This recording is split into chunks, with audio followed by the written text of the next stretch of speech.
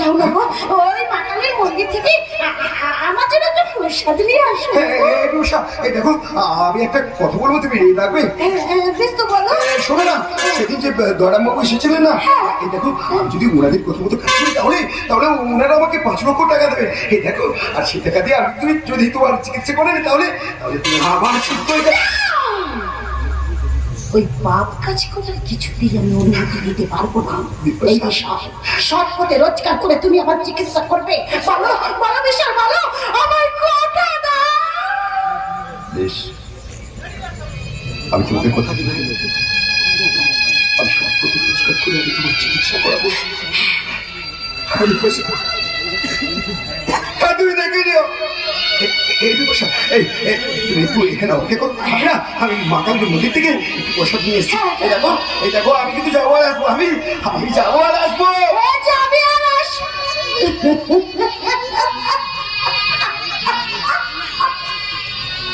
জানি আমি তুমি একা কিছুতেই বাঁচতে পারবে না। ঘরে থাকাকালীন বিপাশা বলে পাড়া মাথায় করবে। এই বিপাশা, আমার একটু চা করে দাও না গো। এই বিপাশা, আমার মোবাইলটা একটু চার্জে বসিয়ে দাও না গো। এই বিপাশা, আমার জামাটা একটু ইস্ত্রি করে দাও না গো। আর বাইরে যখন চলে যাও না, আমার তুমি ফোন করে ভীষণ বিরক্তি করো। বলো এই বিপাশা, তোমার রান্না বান্না হয়ে গেছে? তুমি চান করেছ? তুমি খেয়েছ? তোমার শরীর ভালো আছে? তুমি ওষুধ খেয়ে এবার ঘুমিয়ে পড়ো।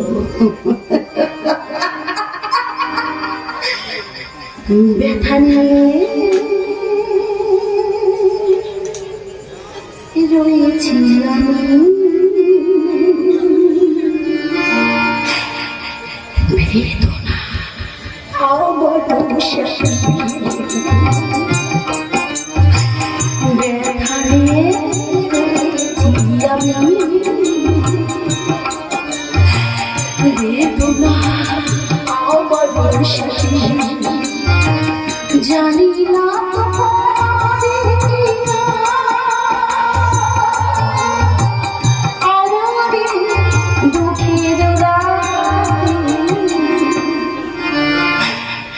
বেদনা আমার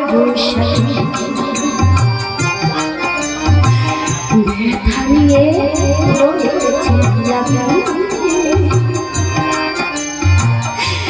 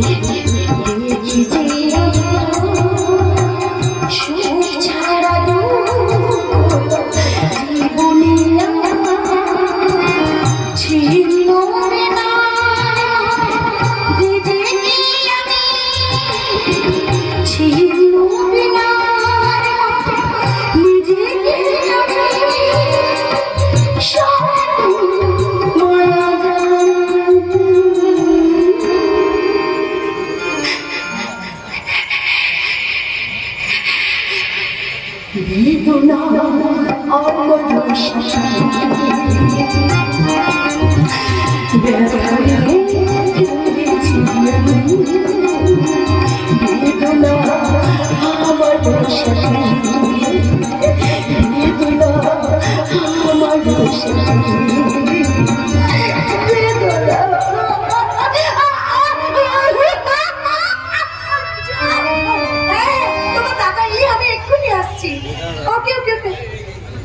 কোথায় গেল? আরে বিপাশা, তুই কেমন আছিস? তুই কেমন আছিস রে? ভালো আছিস? কি শরীরের অবস্থা? কি হয়েছে তো?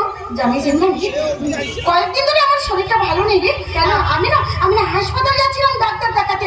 আমার উনি বললো তুমি এখানে একটু বসো, আমি আসছি। তা তোর উনিটা কোথায়? এই তো এই মাত্র মন্দিরের ভেতর গেল। বলিস কি? আমার উনিও তো বললেন তুমি একটু দাঁড়াও, আমি আসছি। আসছি বলে গেছেন তো গেছেন, আসার নাম নেই। সত্যি সত্যি রে ইন্দ্রাণী, সত্যি তোর আমার ভাগ্যটা সেই ছোট্টবেলা থেকে একই সূত্রে বাঁধা। ওই যেমন স্কুল লাইফে একই সাথে মার খেতাম, একই সাথে মার খেতাম। পুরনো কথা বাদ দি, তুই বরং একদিন তোর বরকে নিয়ে আমাদের বাড়িতে আয়। তোর বাড়িতে? বেশ আসলে এইভাবে বল, তুই ভালো থাকিস। আমি এখন আসি। পাগল স্বামীটা আমার কি করলো, কোথায় গেল একবার দেখি। এই আমি আসি রে। এক্ষুনি চলে যাবি? কতদিন পর দেখা, একটু গল্প কর। বেশ বেশ, তোর বাড়িতে একদিন যাবো, বেশ মজা করে গল্প করবো। আমি এখন আসি, তুই ভালো থাকিস। টাটা টাটা, সাবধানে যাস রে। বাড়ি পৌঁছে আমার একটা কল করিস। বিবেক যে কোথায় গেল কি জানি, কত বেলা হয়ে গেল বাড়ি যাবে। কি হয়েছে তোমার? এভাবে দৌড়ছো কেন? কে আসছে? কে আসছে বললে? যমরাজ নয় কমিশনের কাপা চায়না হতে পুষ্পরক, নিজেই আমি নিজের জনক, আমি কলে যমরাজ।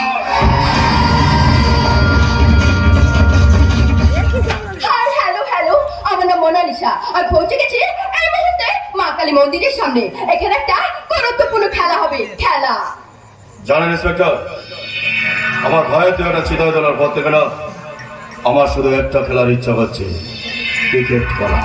আসলে মনে মনে ভেবে দেখলাম আপনার সাথে খেলাটা ভালো জমবে।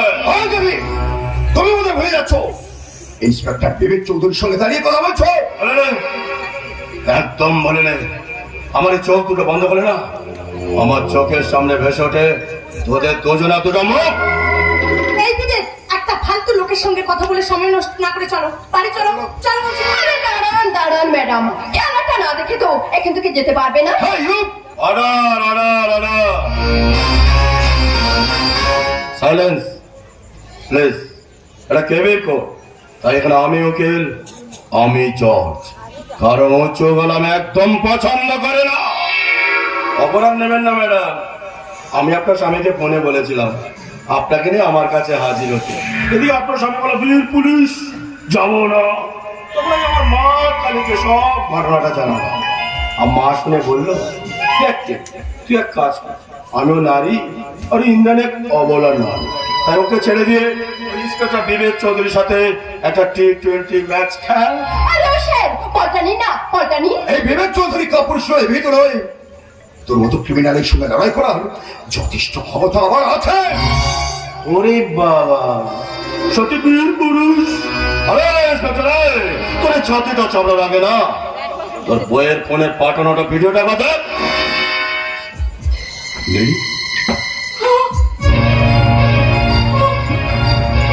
বিবেক, তুমি আমাকে অ্যারেস্ট করো। বিবেক, তুমি আমাকে অ্যারেস্ট করো।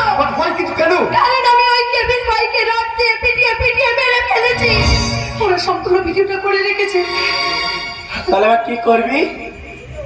ব্যাট করবি না বল করবি? আমি ব্যাট করবো না, আর বল করবো না। আমি ইন্দ্রাণী চৌধুরীকে অ্যারেস্ট করবো।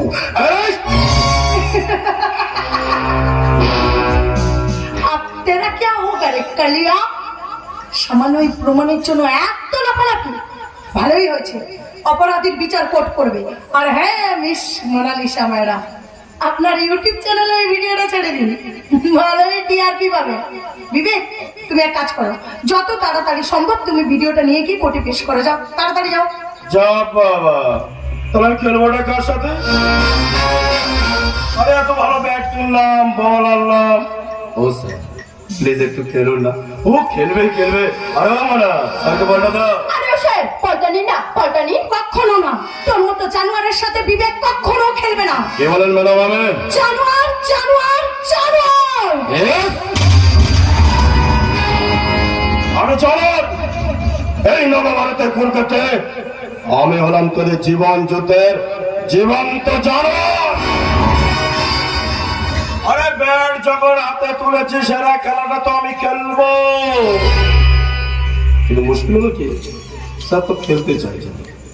ও ম্যাডাম আপনি তো খেলবেন, দারুণ মজা হবে, একেবারে ইতিহাস সৃষ্টি হয়ে যাবে, টিভিতে ব্রেকিং নিউজ বেরোবে, সবাই বলবে একটা ছেলের সাথে একটা মেয়ের T20 match. O sir please একটু খেলুন না। ও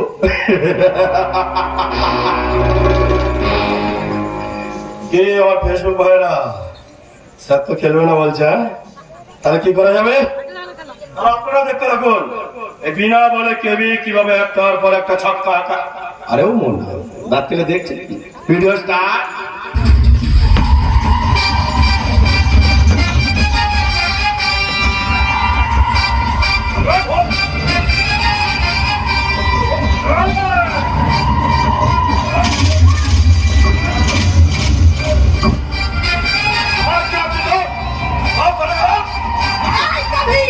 ভুল করছিস কবি, কষ্ট বড় ভুল করছিস। সময় আছে আমার পা ধরে ক্ষমা চাও। কখনো না, তুই ভাবলি কি করে তোর মতো একটা জানোয়ারের পা ধরে ক্ষমা চাইবে? নারী আচ্ছা তুই এক কাজ কর, আমার স্বামীর মতো তুই আমাকে মার মার হচ্ছে। আরে ভুল কেবি কোনোদিন করবে না, আমি তোকে তিলে তিলে মারবো না সালে, তিলে তিলে মারবো। সেভাবে আমার ভাইটাকে মেরেছিলি না, আমি তোকে সেইভাবে মারবো না সালে, সেইভাবে মারবো। আমি কলির কৃষ্ণ, আমি কলের ভাইরা। On my forest, get to the path.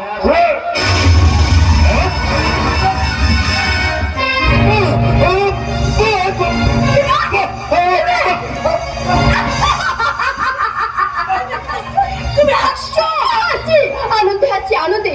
আমি চেয়েছিলাম তোমার স্বামী মরুক, কেন জানো? তোমার স্বামীর জন্য আমার ভালোবাসা আমাকে ছেড়ে চলে গেছে। তোমার স্বামীর জন্য আজ আমার ভালোবাসাটা ক্রিমিনাল।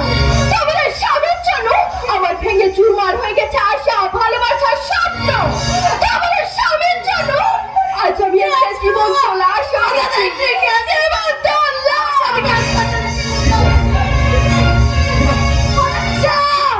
আমার কথা শোনো মোনালিসা, কিভাবে বাঁচাবো আমার স্বামীকে?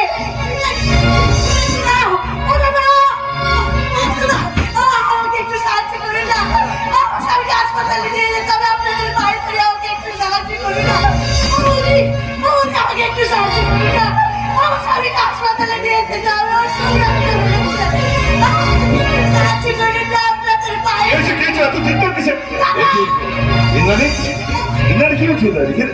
তোমার বাড়ি ডাক্তার কাছে নিয়ে আমার পুরো রক্ত বেরোচ্ছে, ওকে নিয়ে ট্যাক্সি। কিছু না, আমি এসে কিছু তো কিচ্ছু গাড়ি গাড়ি এখানে তুমি একটা গাড়ির ব্যবস্থা করে দেবে কি এখনই? একটু দাঁড়া যা।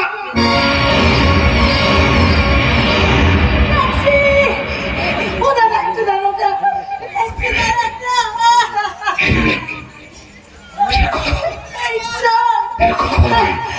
এখন কি করবো দাদা? কথা বল, কথা বল ভাই, কথা বল, কথা বলবে।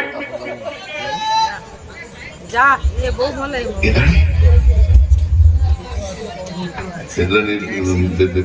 বিবেক কথা বলছে না কেন? বলবি না বাবা, আমি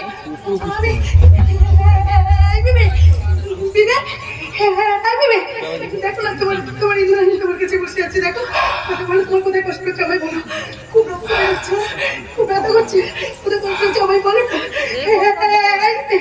কথা বলো, এরকম চুপ করে থেকো না, আমার খুব ভয় করছে, বলো।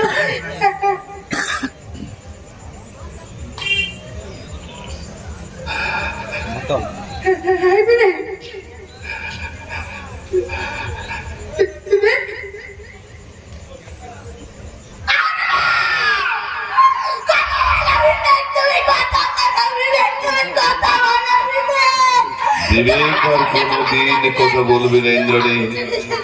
ইন্দ্রাণী, ইন্দ্রাণী তুমি এখানে থাকো, আমি একটা গাড়ির ব্যবস্থা করে, কারণ বিবেকের লাশ তা নিয়ে যেতে হবে তো।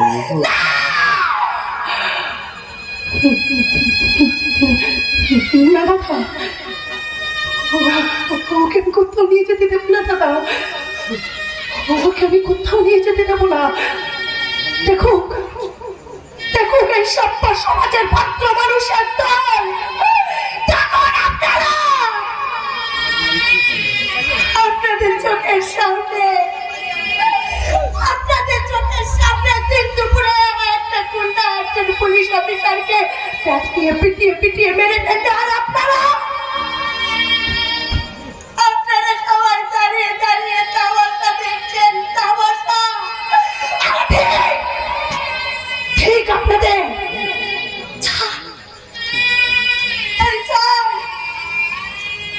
দেখতে বইয়ের শাড়ি পরে বসে থাকবেন আসেনি দাদা, একটা মানুষ হয়ে কি আসেনি? আমি সবাই পায়ে ধরেছি, কত অনুরোধ করেছি, কিন্তু একজন মানুষ হয়ে কি আসেনি দাদা?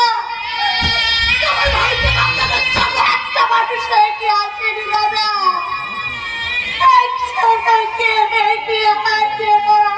আর কি করে আসবে?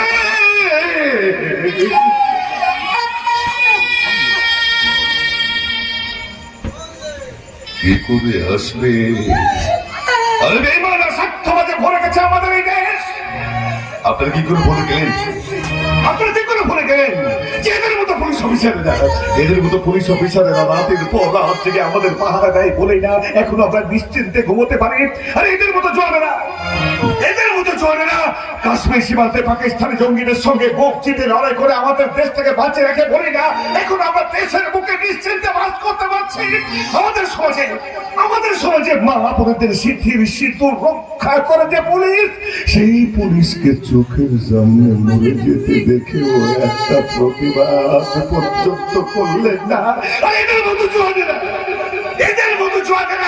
বীরের মতো লড়াই করে বলি না এখন আমরা মুখ চিতিয়ে বলতে পারি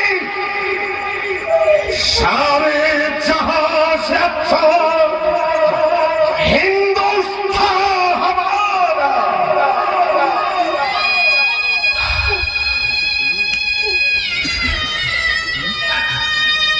জানো দাদা, তোমার ভাই আমাকে কথা দিয়েছিল ও কোনোদিন আমার ছেড়ে কোথাও যাবে না, ও সারা জীবন আমার পথপ্রদর্শক হয়ে থাকবে। কিন্তু দেখো দাদা, আজ শুধুমাত্র একটা গাড়ির অভাবে আমি আমার স্বামীকে বাঁচাতে পারলাম না দাদা, শুধুমাত্র একটা গাড়ির অভাবে। তাই কোনো গাড়ি নয় দাদা, কোনো গাড়ি নয়, আমি নিচে আমার কাঁধে করে আমার স্বামীকে তুলে নিয়ে যাবো দাদা, আমি নিচে আমার কাঁধে করে আমার স্বামীকে তুলে নিয়ে যাবো।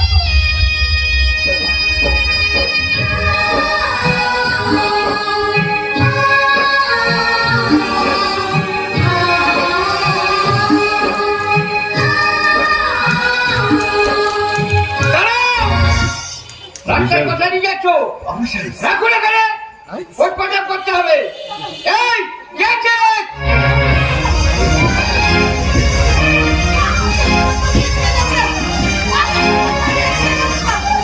আমাকে